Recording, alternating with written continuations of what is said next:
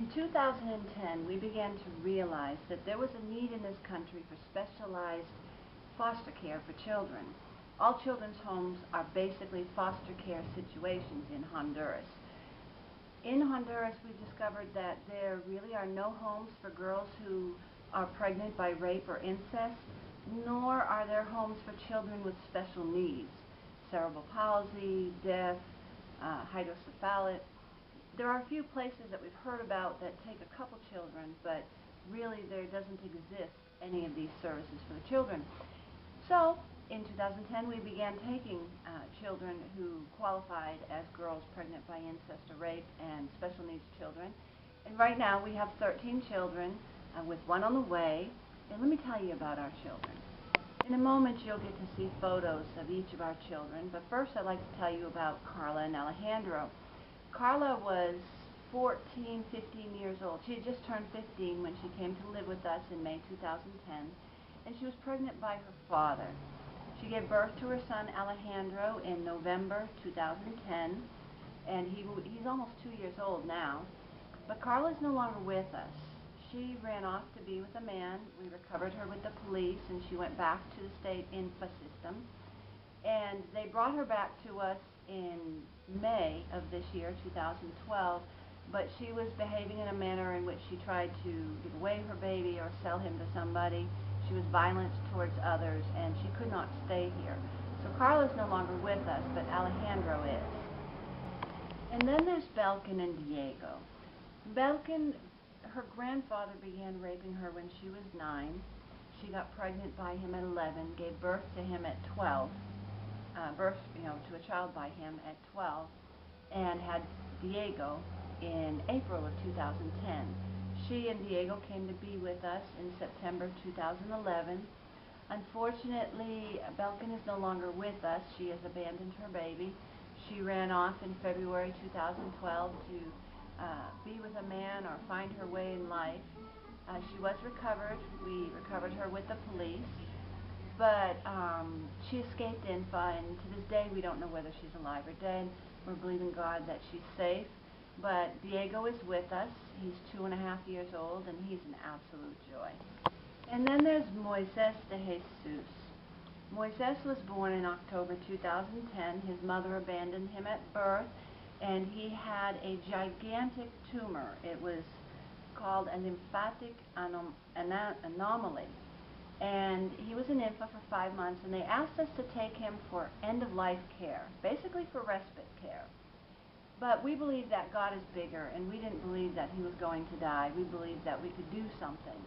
And in that moment, we began a year-long walk with him through doctor's appointments, meetings with the First Lady, meetings with the Minister of Health, communications with a hospital in Boston.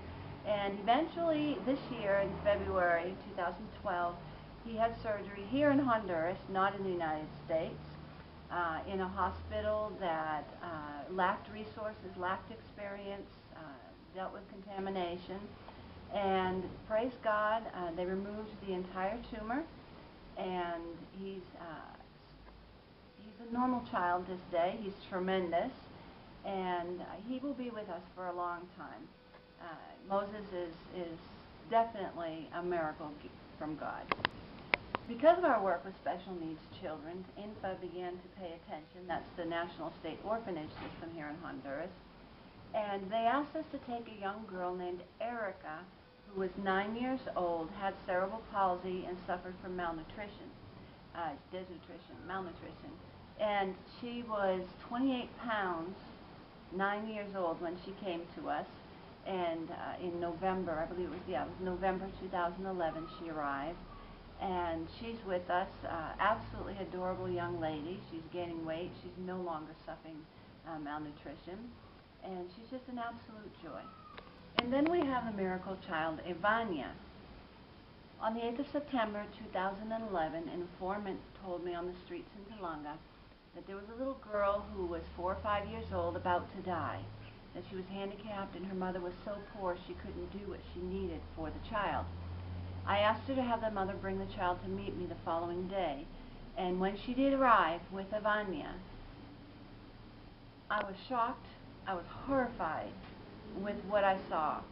We ran to the doctors, and the doctors began checking her out, and we discovered that she was 2 months short of turning 5 years old, and she weighed only 12 pounds. She was literally bones with skin stretched over her. I was afraid to touch her, that I would break her. We made an agreement with the mother that Ivania would stay with us for a short period of time, and we would do an intervention of nutrition with her, and pay for the mother to take the bus every day from Tolunga to be here. And we would teach the mother how to care for her daughter, with the goal that after 3 or 4 months we would get her out of malnutrition, and we would continue providing her the things that she needed. But basically what happened was the mother abandoned her. She didn't want to take care of her. The doctors had told me, when I spoke to them a couple days after her coming to us, they thought she would die within 2 or 3 days. It was a Friday. They were absolutely sure when I called them on Tuesday that I was calling to tell them that she was dead. But no, God has rescued this child. This child is a miracle. It's a lot of work caring for her. It's a very difficult process. But she's now 23, 25 pounds, and she's growing. She's very intelligent, and she's responding to therapies. And she indeed is a miracle from God. In June 2011, we received another daughter. This was another special case. Karen was 18 years old, 19 years old, and she had to leave INFA. She couldn't stay in the state orphanage system because was beyond 18 years of age. What made her unique was she's deaf. She has no family. She had been found on the streets of Tegucigalpa when she was 15 years old in an alley while men were trying to rape her. And somebody intervened, discovered a child who was deaf, and brought her to the authorities. Nobody knows where she's from. Nobody knows where her parents are. Until recently, when we've begun working with a deaf specialist to communicate with her, we haven't really been able to find out much about her history. But we have found out that her mother used to tie her to the bed. We have found out that she was used by others, we believe, in forced prostitution. And she has commented on either having been pregnant and lost babies, or having been pregnant and given birth to babies. And we don't know whether it's true, whether she had babies and lost them, or whether somebody took her babies. But Karen is with us. She's our daughter, and she's a great joy, and she wants to be here, and she loves God, and she's a special blessing. And then there's Alicia and Ashley. The interesting thing about Alicia, who's 15 years old, is that we didn't know all of her history when she first came. When I got home with her and her baby, Ashley was born in April 2012, so she's a small little baby, and I read her social report and her psychological report, I was terrified. She'd been in the gangs in the streets of Tegucigalpa. She had been with a guy who had been murdered. She had bullet holes in her hand. She had been a drug abuser. She had been a drug seller. She had been in prison for 5 months because of assault and robbery on the streets in Tegucigalpa. And in my head, I just imagined all of these horrible things that were going to happen with this child in our home. But you know what? God is a God of miracles. He brought this child, and she's a beautiful young lady, and she's doing marvelous. She loves Jesus. She loves her daughter. She wants to make a change in her life. And I'm so proud to see all of the things that she's accomplished. She's only been with us since the end of May 2012 with her baby, but she desires to make a better life for her daughter and not go back down the road that she'd been down before. And that, again, is another true miracle. The same day that Alicia and Ashley came, we also received Haiti and Christopher. Haiti was 16, she's now 17, and Christopher was born on May 2nd.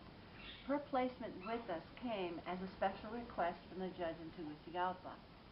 Haiti was raped, and she became pregnant because of that rape. Haiti says that it was a man who was the son of 2 pastors who raped her, but her family believes that it was her uncle with whom she had sex. And believe it or not one member of her family believes her, nobody supports her, and they've actually completely and totally abandoned her. We're working with her right now. It's a little bit of a challenge, but she's doing really well. And then there's Milagro. What can I say about Milagro? The word Milagro in Spanish means miracle. Milagro is charming. She's at one moment a mature 30-year-old taking care of kids and looking after them. And in another moment, she's an 8-year-old little girl coloring and dancing. Reality is she's 14 and she's pregnant, due to have a baby. Probably by the time you see this video, she will have had her child. She's pregnant because of rape. She was abandoned, abused, neglected by her family, working in a cantina, and someone grabbed her and raped her, and she became pregnant. And her family wanted her to abort the baby, but she said abortion was a sin. What courage this young girl has at such a young age. And she loves her baby already. She knows the difference in the rape that happened to her and the blessing that God has for her. And finally, let me tell you about Melissa and Katie Julissa. Melissa is 17 years old. She is with us. When she was young, her mother and her grandmother made her get up at 3 o'clock in the morning to make tortillas, and then she'd send her out into the streets to sell those tortillas. And then when she came home, they would make her do cooking and cleaning. She lost out on a great deal of education because of that. But the other thing that happened, and we're unsure as to the exact details of it, but when she was 13, 14 years old, her mother sent her to live with, as a husband, a 48-year-old man. And we believe that possibly he was helping the family economically for the mother having given her daughter to him as his wife. However, Melissa became pregnant by this 48-year-old man, and she gave birth to her daughter, Julissa, in January this year, and she's with us, and she and her daughter are doing really well.